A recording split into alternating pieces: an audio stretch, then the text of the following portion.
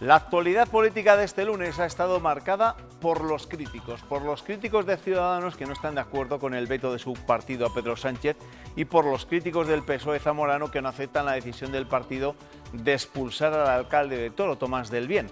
Sube la tensión en la política y quién sabe si mañana subirá un poco más, porque a primera hora del martes el candidato de Ciudadanos a la presidencia de la Junta, Francisco Igea, comparecerá ante los medios, en principio para valorar la situación política y el estado de la negociación del gobierno en Castilla y León. Veremos. Bienvenidos.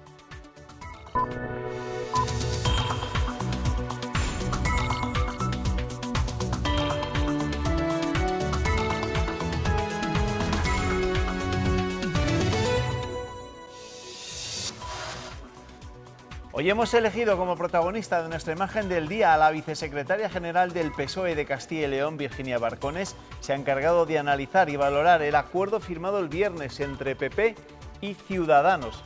Y su reacción ha sido clara. Considera la política soriana que los dos partidos han gastado tanto tiempo y esfuerzo en repartir puestos que no les ha quedado ambición para las 100 medidas que han firmado en este documento.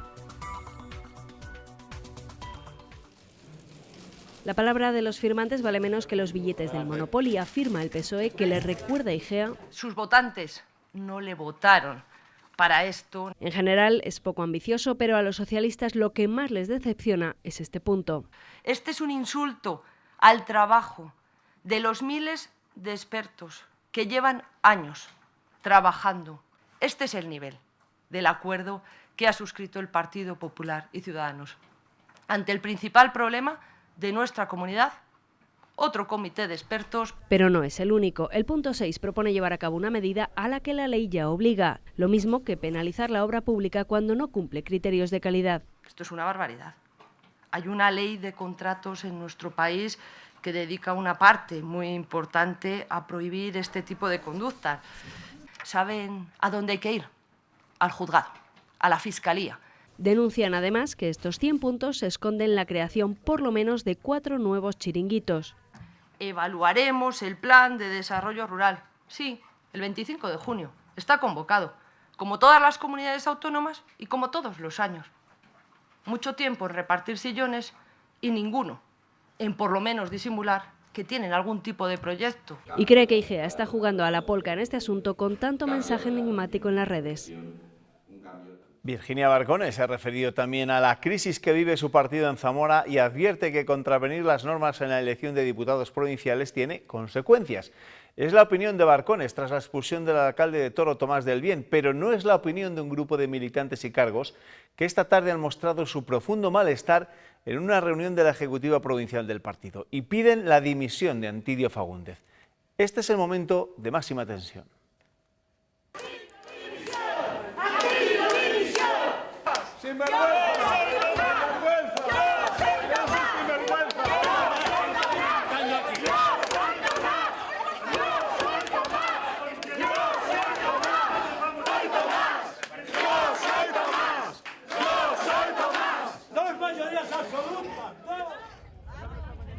Lo que comenzó siendo una concentración en silencio, concentración pacífica, terminó así con la irrupción del cerca de centenar de alcaldes, concejales y militantes del PSOE en la reunión de la Ejecutiva Provincial. El objetivo, que el PSOE recapacitase sobre la expulsión del alcalde de Toro.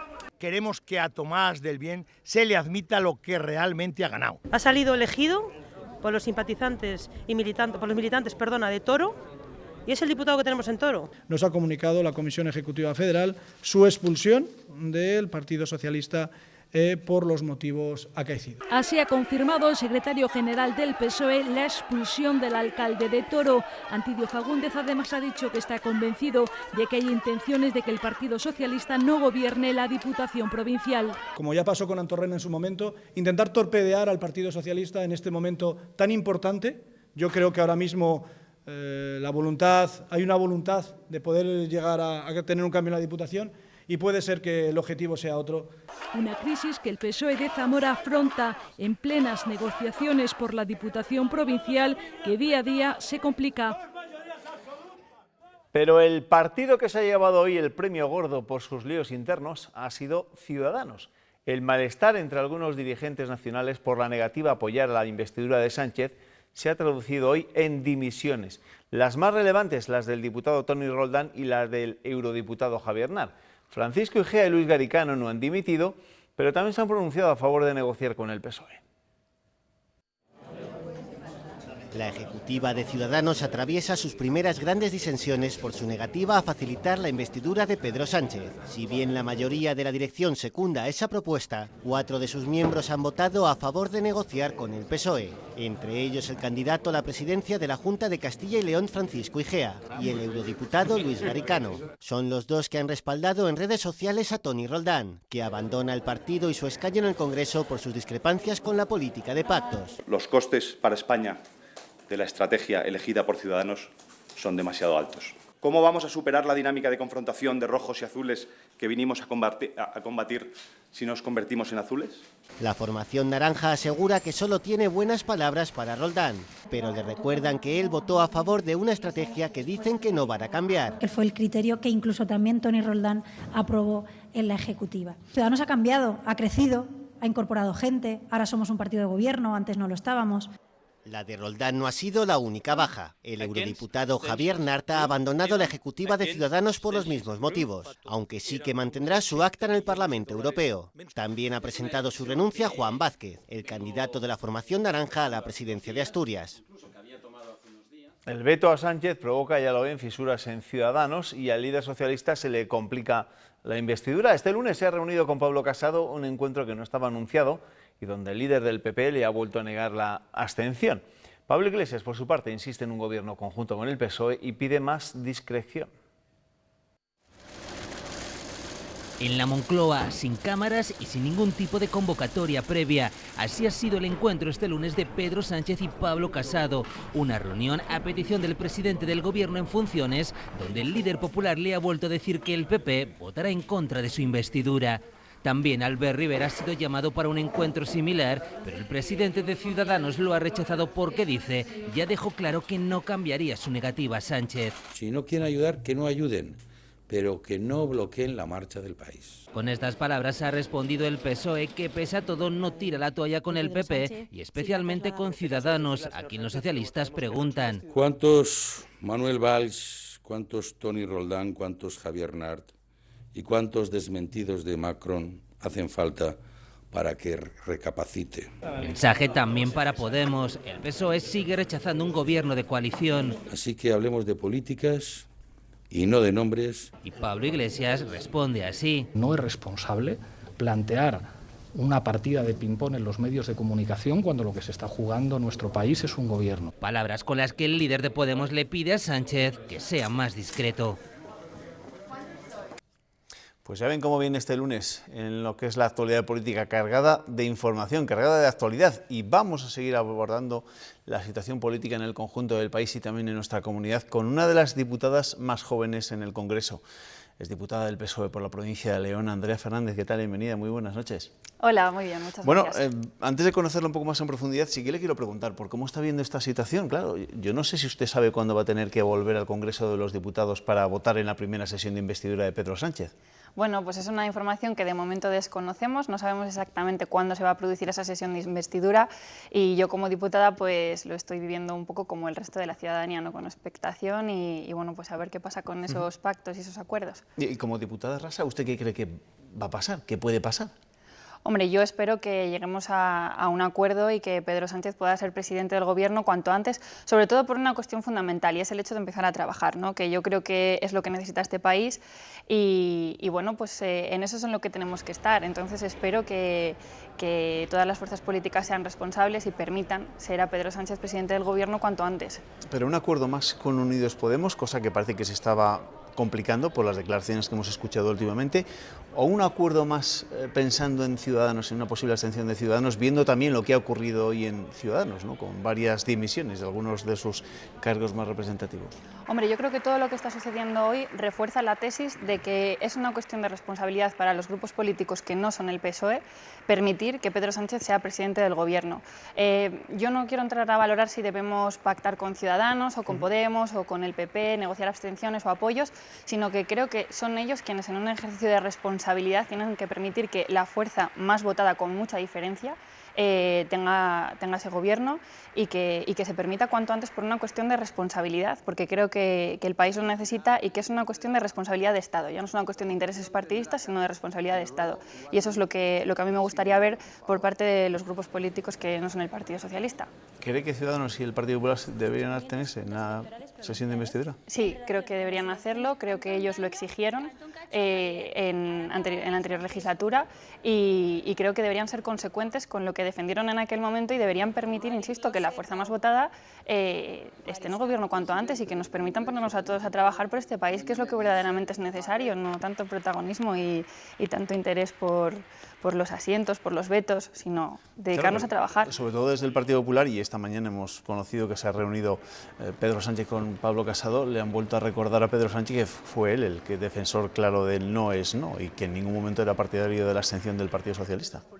Hombre, yo creo que la situación es bien distinta. En aquel momento las fuerzas políticas estaban mucho más en disputa, las mayorías eran menos claras y bueno, yo entiendo que ahora mismo el sentir general en este país es claro y es que es el Partido Socialista quien debe liderar el Gobierno, que además viene avalado por una buena gestión en los últimos meses después de la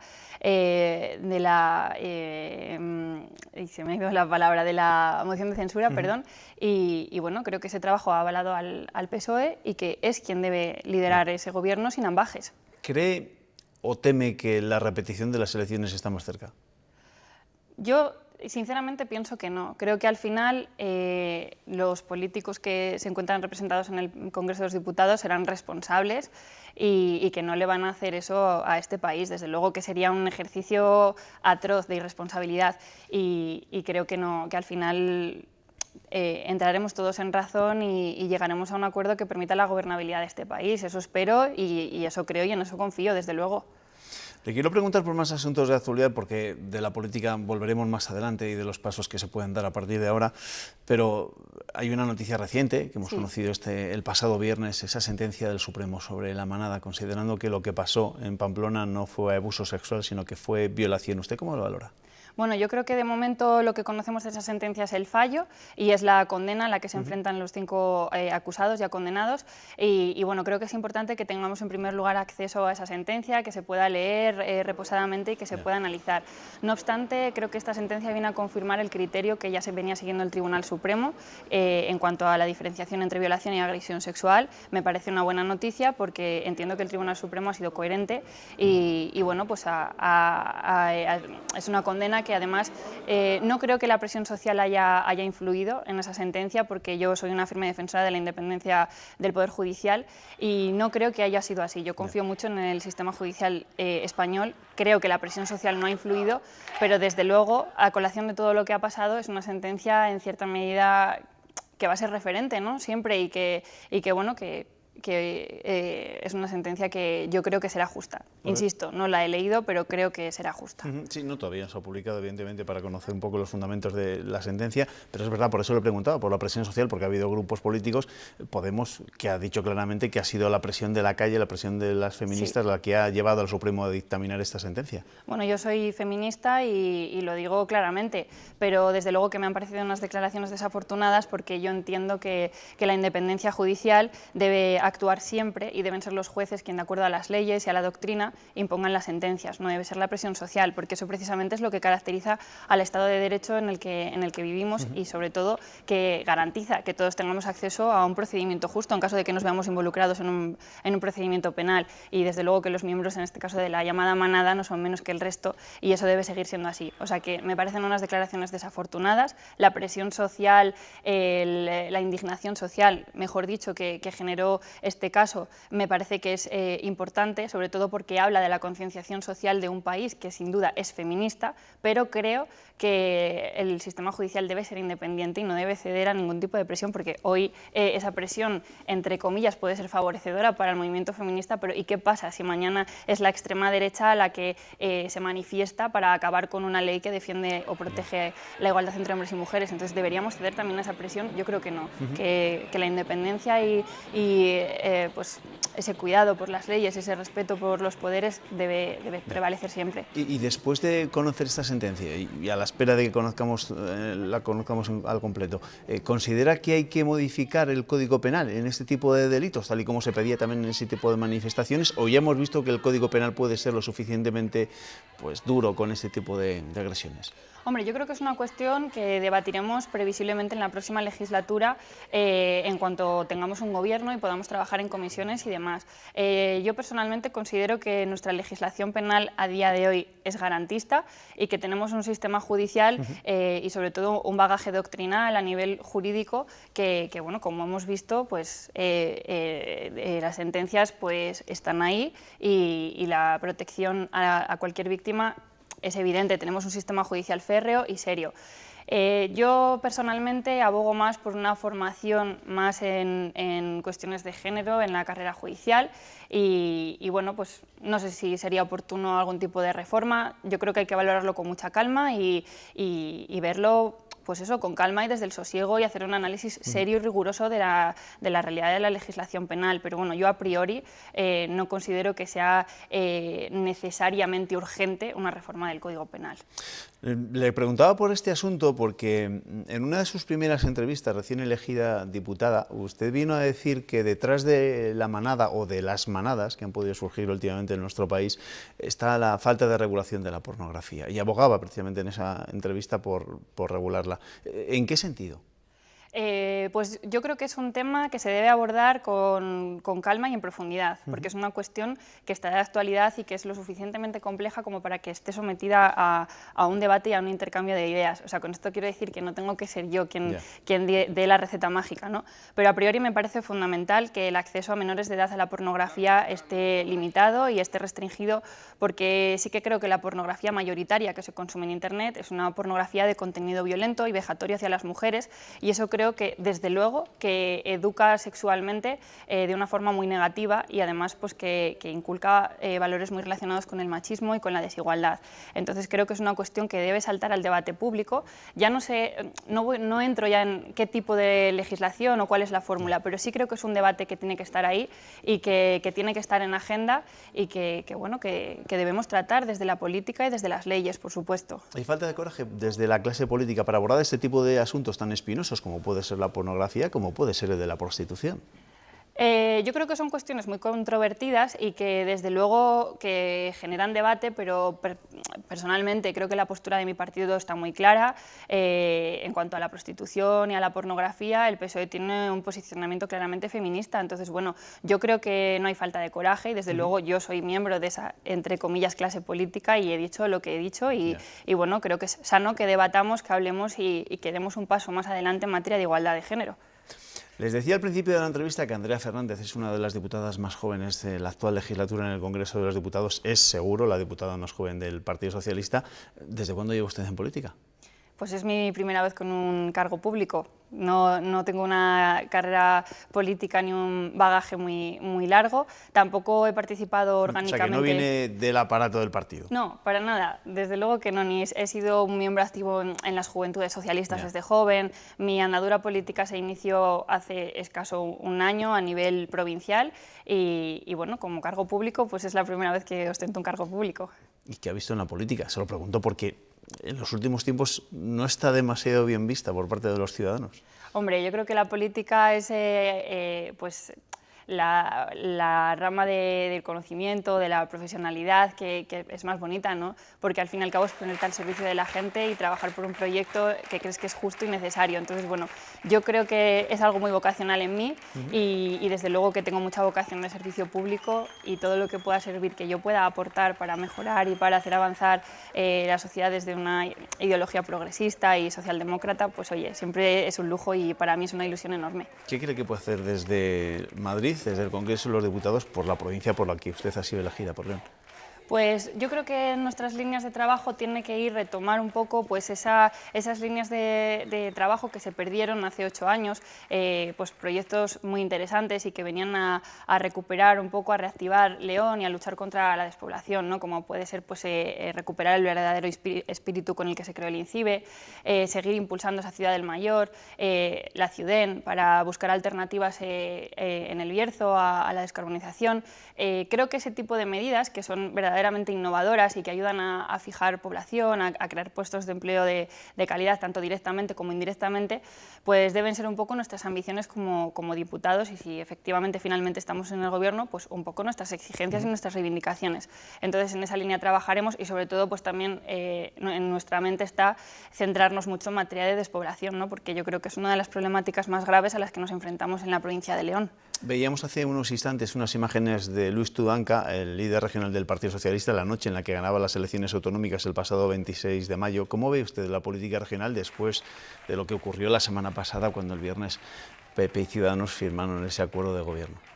Bueno, yo creo que hemos asistido a un espectáculo pues lamentable por parte de Ciudadanos y del PP, porque no podemos olvidar que Ciudadanos ha perdido toda su credibilidad en esta comunidad autónoma. Ellos venían a regenerar la política, venían a traer cambio, como parece que decían que habían hecho en otras comunidades autónomas, y lo que nos hemos encontrado ha sido que se han convertido pues, en la muleta del Partido Popular, además de una forma que bueno, no les ha hecho falta prácticamente ni negociar. Ellos no han tenido duda de posicionarse del lado del Partido Popular, y entonces todas esas ideas de regeneración que parece que nos vendieron pues no son tales, y han traicionado a toda esa ciudadanía castellano y leonesa que apostó por un cambio y que sobre todo no olvidemos que mayoritariamente confió en Luis Tudanca como presidente de la Junta de Castilla y León. ¿Se ve usted jubilándose como política o le gustaría volver a la abogacía? La verdad es que es algo que todavía no me ha dado tiempo a valorar, pero no, yo no me veo jubilándome en la política, ni me veo viviendo de la política. Además, pues evidentemente soy una persona muy joven y además pues soy una persona que soy una enamorada del derecho y no tendré ningún problema en recuperar mi profesión. Así que no me veo jubilándome en la política, desde luego. Gracias, Andrea Fernández, diputada del Partido Socialista por la provincia de León, y ya veremos cuándo tienen que acudir de nuevo a la sesión de investidura en el Congreso de los Diputados. Gracias. Pues muchísimas gracias. Gracias, buenas noches. Hacemos en este punto un pequeño paréntesis, publicidad, enseguida llegan los tertulianos. Hasta ahora.